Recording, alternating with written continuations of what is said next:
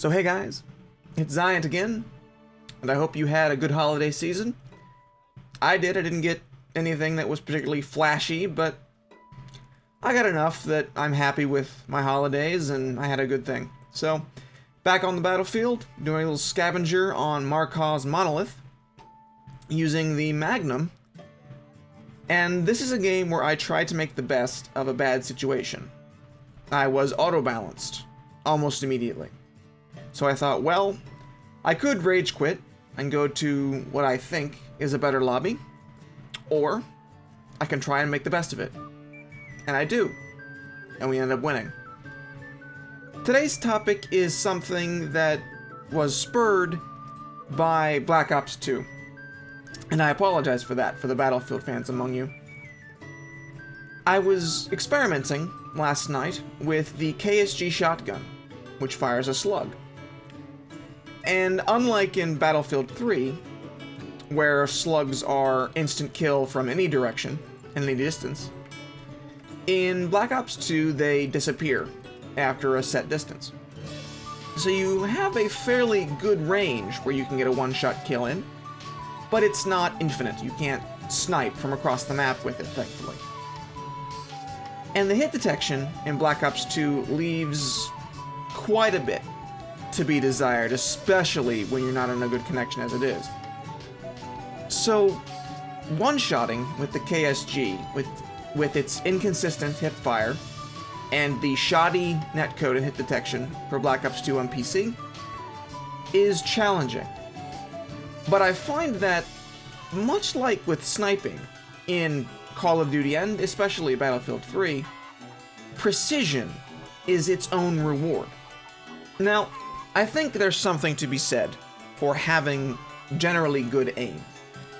And if I'm going to toot my own horn for a second, I think I have fairly decent aim. I wouldn't be getting some of the gameplays that I get if I didn't have fairly decent aim.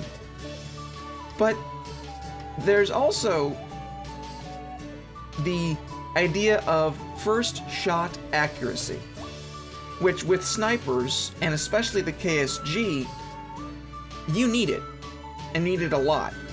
Because in a game like Call of Duty, or Battlefield 3, where you are instantly on the minimap as soon as you shoot an unsuppressed weapon, if your enemy is not a dead person, then they'll know where you are and which direction you're coming from.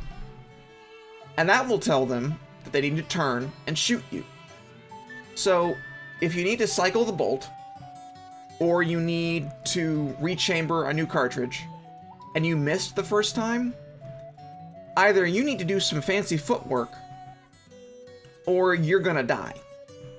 And the same goes for something like the Magnum, which is why I'm using it in this gameplay, and the crossbow, for that matter.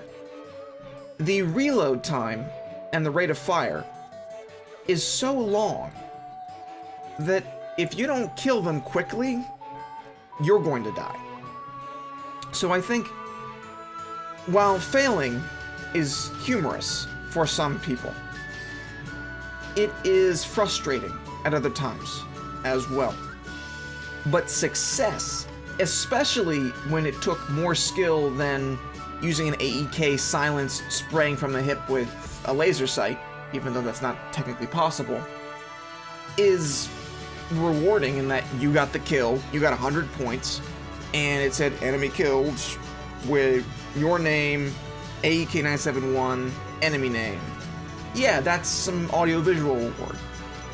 Knowing that you took the time and you had this skill to line up a shot that instantly killed your enemy, that is a reward that you can't find in a lot of places.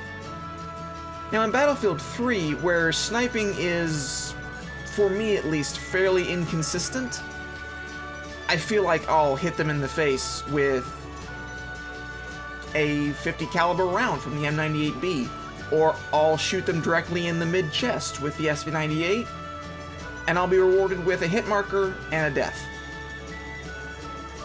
But when I do take the time to line up the shot and get it done correctly the first time, there are few experiences for me that are more enjoyable. And I think it's because precision, the act of doing something efficiently and effectively, is important in our lives. Yes, you can shoot from the hip and succeed in everyday life, in game design, in writing, in artwork, in any sort of medium where you have to express yourself in some way, even in business.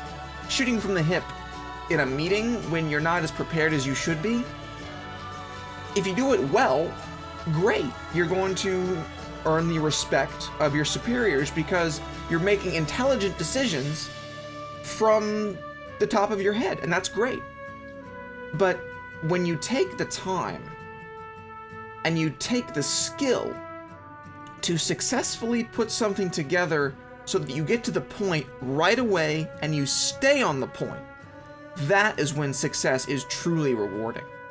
For example, when I'm analyzing something for an English paper, say, one of the complaints I used to get was, Zieja, you're circling what you want to say. Just go out and say it. Don't talk around it. Say what you want to say, and then defend your point. The same goes for gaming. With guns like the Magnum, and the crossbow, and the sniper rifles, or in Black Ops 2, the KSG, and the sniper rifles, where you're rewarded for being quick and efficient, but punished for failure severely, success is all the more sweet to you. But you need to realize that there's a balance between precision and just getting shit done. Because while I can run around with a KSG and be on the top of my team, or I can do really well in a scavenger with a Magnum primary, I won't consistently be the top of my team, or do consistently well as I would with, say, an M416 or an AUG silenced, or whatever easy gun is currently on hand. Because if I really want to win, I have to strike that balance between what works and what's fun and rewarding and satisfying. And if you can't strike that balance, if you can't realize where your errors are and where your shortcomings are, then you're not going to succeed, not just in gaming, but in life. And I'll be the first to admit that my first shot accuracy isn't very good. And then if I'm making an argument about something, I want to spend the time to put together that argument before I make it. I don't want to just shoot from the hip. And with the Magnum, the hip fire is fairly terrible from any distance beyond short range, like here. So you want to take the time to aim. You want to take the time to frame your argument. You want to take the time to look at the situation you're in and make a decision as to what to do next. Do you pull out the long-range weapon that you've trained with and that you're good with? Or do you spray from the hip and hope for the best? The error some people make is that they always spray from the hip, from all distances. And you'll see that a lot in Black Ops 2, is that people will put a laser sight on absolutely everything, and they have no idea what the right mouse button is, or the right bump or the left bumper is. It's called aiming. And if you can't do it, you're not really playing a shooter in every way it could be played.